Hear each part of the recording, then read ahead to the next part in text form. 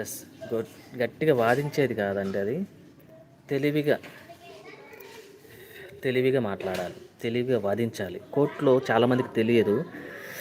ఒక ఆవిడ నాకు ఫోన్ చేసింది, చెప్తా వినండి. వాళ్ళ హస్బెండ్ చనిపోయినాడంట. హస్బెండ్ చనిపోయిన తర్వాత ఒక 6 years తర్వాత వాళ్ళ హస్బెండ్ గవర్నమెంట్ ఎంప్లాయ్ అయితే వాళ్ళ హస్బెండ్ చనిపోయిన తర్వాత ఆ జాబ్ ఈవిడికి వస్తుందన్నమాట.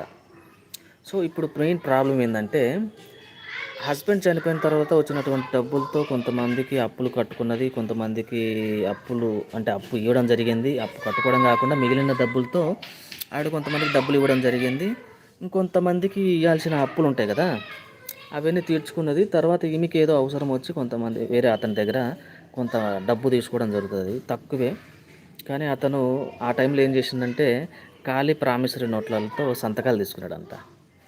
ఇంకేముంది, కేల్కతం దుకాన్ బంద్ అన్నట్టు.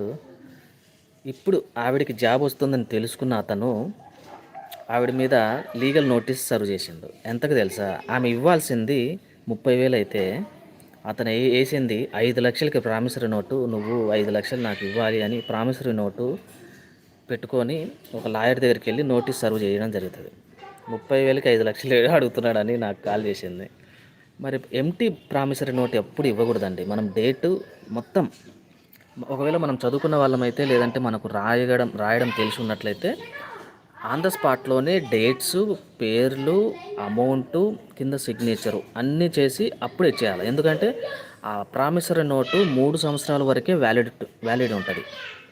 ఎంటీ ఇచ్చేసినామనుకో 10 సంవత్సరాలు కాదు, నీకు 90 ఏళ్ళు వచ్చి నువ్వు మంచాన పడ్డా కూడా నీ పేరు మీద ఏదైనా